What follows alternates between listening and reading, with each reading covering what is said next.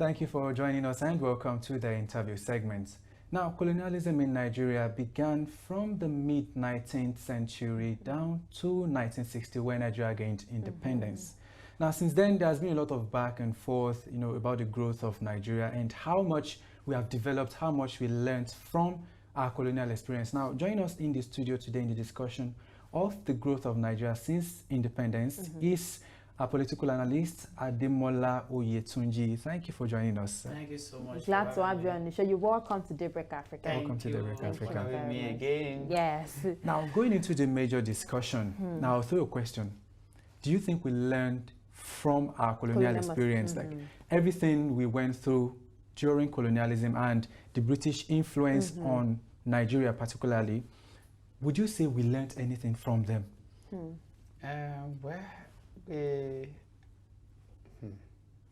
I see us where we learned, but when you talk of Nigeria independence, the forefather of Nigeria, what they saw and what they fought for, they bargained for wasn't what we have now.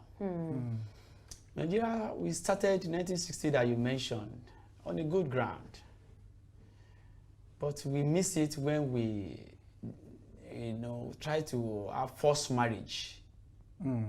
Stay in Nigeria as a country, but then we have regional governments and every of the region, they're just doing their stuff and development here and there. The visionary leaders that we have now, we suffer now. So those people then, they travel abroad, they see what is happening there, and they see that we can do more than these people that are just leading us. For what? And hands off.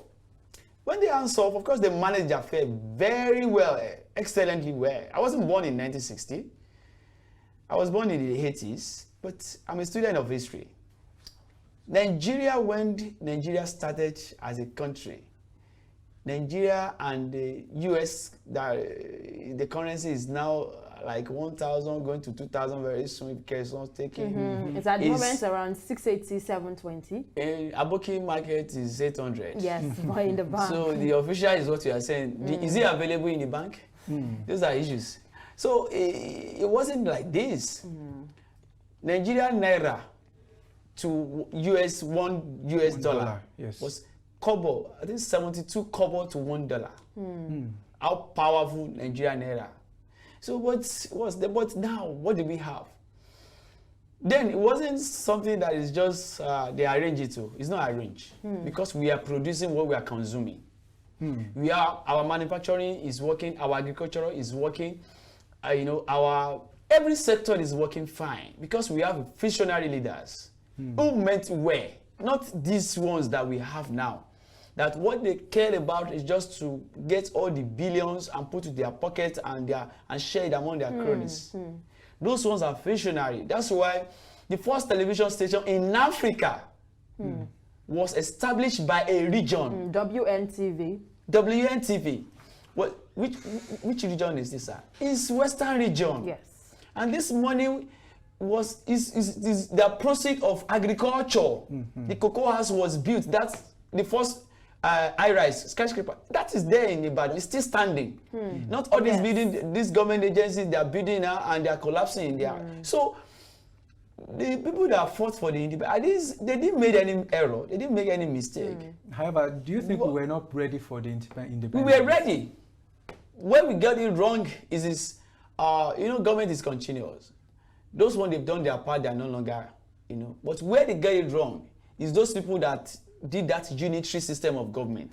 Okay. Then, after the war, after the civil war, had it been the president, the head of state, General Yakubu Gowon, had it been he didn't tap into oil, Nigeria would have still been a better place for everybody. Permit me to quote into your conversation. Yes, sir. A lot of people right now believe we should go back to the colonial masters. Oh, no. We all remember what happened during the colonial age, where it was like a tug of war for many Nigerians before we finally broke through. But some people think with the way we have so many borrowings attributed to our name, some people think we should just go back to them, let them colonize us again, and we start from scratch. The thing is, if you're a student of history and you read history and you compare these countries that, of course, that colonize us and the Nigeria state, you see that we are bigger, we are more bigger, and we are more able than them. Somebody said it yesterday in one of the business forum that nobody should continue to compare Nigeria to US, that Nigeria is not in any way comparable to US in terms of capacity, in terms of the potential, in terms of everything that we so have, deposits. But the problem that we have, that they don't have, is that they have good leadership and they have institutions built up. We don't have it here. We don't have good hands to manage things for us here. We've been having, favorism, nepotism, versus competency. So, and that has been the problem. When election is coming now, you still see some people, some gullible Nigerians, we want to vote because of political party, or because of ethnic, or because of religion. That has not been working all the while. So if we want to get it right, one, I said politics is everything is politics. You have to belong to a political party and let your voice be what? Be heard. You have to belong to a political party. I'm not saying don't come and join me. Just choose any political party of your interest. Because if you are not involved in the politics, the people that the Nadekos, some of them regretted their actions. That had it been they know, they would have turned that organization to a political party. Yes. Because they meant well that enough of military rule. But majority of them, the likes of Fawemi and the rest of them, the majority of them are no longer. They didn't even benefit anything from this. Yes. And these so-called politicians that are occupying all these offices, they never even fought one time. Majority of them are ex-military officers that have enjoyed from the military rule. And that is where Nigeria, we can't be comparing Nigeria to US, UK. What we have, they are enjoying services there to make their income, taxes and all of that. We have deposits here, mineral deposits. We have tamale, we have gold, we have crude oil, we have a lot of things. We have good soil for agricultural produce. And what are we getting? We are still depending on Brazil to give us wheat, grains. We are depending on Ukraine to give us wheat, Russia. Yes. And why? We have crude oil we cannot refine here. We take it out there. Out of the country. They now give us 3 byproducts out of many products that is inside of our crude. Nobody accounts for it. Nobody asks the question. Now, recently, another statesman, Yakasai, mentioned the fact that we should go and adopt the French presidential system of government, and forgo the so-called American presidential system of government we are adopting at the moment. Now, what is your take on that? No. See, Nigeria, we like to copy, but we have never for once copy and write. Copyright. I was saying it during the early hours of the program that we like to pick bits from different countries to put it together, but we end up not making the masterpiece. God bless you. Now, what you mentioned, America is United States of America, and they are practicing true federalism. If you want to settle the issue of insecurity and all of these agitations, Biafra, Yoruba nations, and that is causing a lot of issues now, let's do true federalism. We are just only federal Republic of Nigeria, but in real practice, we are practicing unitary system of government. Yes. So if you want this country to move from where we are to the right place, we have to practice that true federalism that US that we copy from is practiced. They're still practicing it. It's not monarchical like UK. UK, yeah. So we are not practicing what we copy. So where did you think we got it wrong? We got it wrong from one, unitary system. We have to go back to that regional system and resource control. Let each state and region control their resources and manage their affair and contribute little to the central, which that is the foundation of this country, for God's sake. However, do you think the states are capable of judiciously managing these resources? Why are you afraid? Has it not happened before? It has, many years ago. I said that is how Nigeria state starts. However, that's why you can have all of the development that you see in Lagos, Ibadan, and the rest of it like that. However, it's done by regional government. These ones that they are having now, they will borrow for projects, they will not use the money for the project. And nobody is to... If you go back on the history of regionalism in Nigeria, you know that then we didn't have this much number of states. Yes. So how do you think we can manage the number of states now going into the federal I am still saying it. When we go back to... we have a lot of states that are not performing. And do you think the governments there would want to forfeit their seats? No, even like that, they can still maintain it. Maintain them. They will make them, control their resources. Some states that are not performing, some states, I won't mention region, some states are not performing. Without they get federal allocation, they cannot pay salaries. So how does this colonialism influence the development?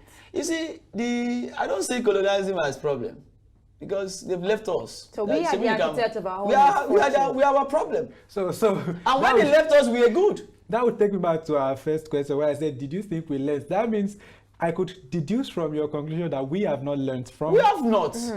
See, I said it, we copy, we don't copyright.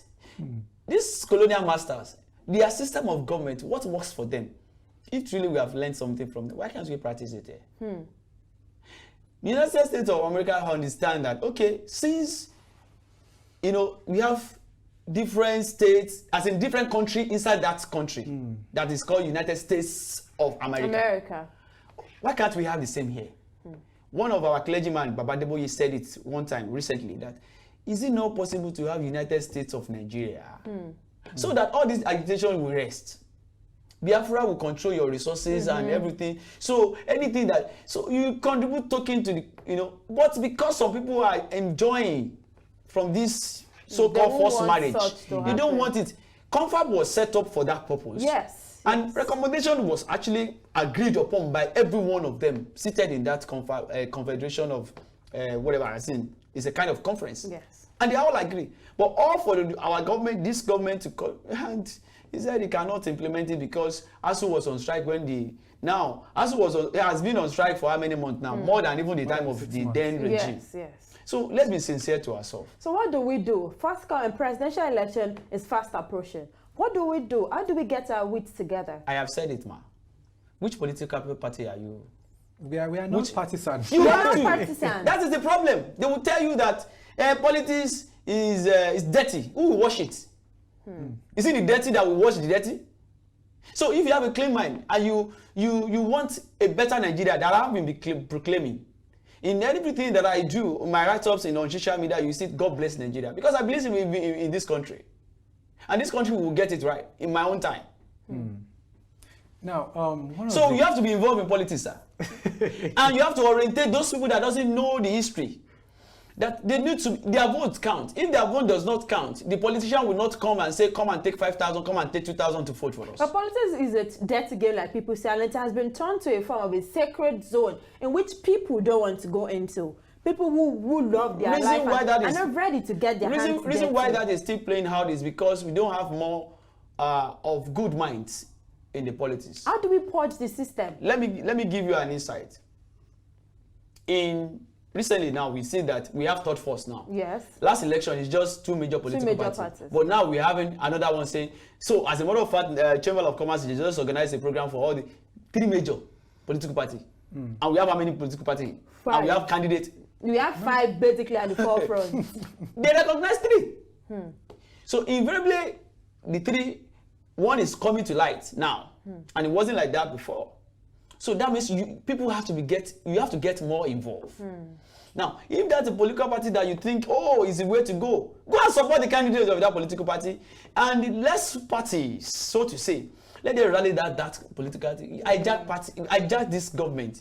Let's try that new one too, and let's see whether we are going to have a better state. Now, because the thing are not getting better here. You remember we have 40-something trillion debt, and our Ministry of Finance still wants to go and borrow 11 trillion. Yes. And the more they are borrowing, the more naira depreciates. Why?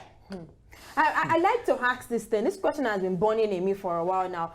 We all claim we need a third first party. We want someone new to enter it. What if he or she steps into the seat of the presidency and it turns out to be bad? What if it's just the seat that is bad and not just the person? It's not the seat. But if you want to elect... Recall that when President Muhammad Buhari entered in 2015, he fought against corruption. No, that's not how to fight corruption. However, he implemented a lot of policies that could have championed. You want me to talk in that respect? That's not how to fight corruption. If you want to fight corruption, what is the root cause? It's not when people steal money, you're not chasing them. Build institutions that it will be difficult for them to steal. That is how to fight corruption. Now, even this corruption that they are fighting is selective. The immediate past Accountant General, I just mentioned that, stole 109 billion. If they give you, my children, everybody, even your unborn child, 2 million naira, it will go round, and we still have money. Yes. That person is living as a free man today. He's still living as a free man. And somebody will steal 1 cup of rice, and the magistrate will not be so kind enough, they will send the person to prison. And even as a matter of fact, even the police will beat the hell out of the person before. But this man I believe we will still have orderly. We still have orderly. We still have Femi Kayode case in court. Femi Kayode, the moment Femi Kayode jump, you know, he vowed not to join APC. Yes. He abused the president. That we have records. Yes, yes. When Yaya Bello, governor of Kogi State, mentioned that he has joined the party, he rebuked it, and he said, he won't join. Now he's a party man. Now this man, there's a pending case. He missed court hearing. He won't go again because the file case has been called by Attorney General. Yes. Let's not go too deep into the politics of Nigeria at the moment. Everything is politics. Politics is everything. If you want this country to get right, we have to get it right politically. We have our audience watching us now. What would be your goodwill message to them? What would you say to them right now? Oh, my goodwill message to Nigeria: please believe in this country. Please contribute your quota to this development of this country. Please, Nigerian, rescue this country from the hands of the mishandlers. They are mishandling this country. Nigeria wasn't like this when Nigeria started in 1960, like you already mentioned. So I want to encourage Nigerians. A lot of Nigerians, professionals, are leaving Nigeria shore. As a matter of fact, even our people that are securing us, 263 soldiers resigned recently. About 300 medical doctors licensed in US recently. Yes. So we can't continue like this. I'm begging professionals, please don't leave the shore of Nigeria. Nigeria will still get better. Please, I'm begging you, because I believe in the betterment of this country, and that's the reason I've been doing this empowerment. See, if you want to do business in Nigeria, let me say that there's better business environment now. There are a lot of business-friendly loans. Like before, if you're a business owner or you're a graduate, you can't even get anywhere. They won't listen. They won't even listen to you. But we have banks now that is doing zero interest and partnership, kind of profit or loss sharing, kind of for a developing country. Why that is not working before is because the person at the helm of our affair, of our CBN, of our economy, is a former staff of yeah, you know what I'm talking about. Yes. And his lawyer. We should not go into that. Thank you. So we need to get it right. And we really appreciate you. Nigeria, please don't go. Let's get this country back to track. And better days ahead of us. We'll get it right. God bless Nigeria. There you have it. There you have it. He has said it all. Don't go. Let's remain in Nigeria. We can't possibly think the country will continue moving forward when we do not contribute our quota. And that's all we have for you on the interview segment. Now we shall go on a short musical break. When we come back, Daybreak Africa continues. Do stay with us.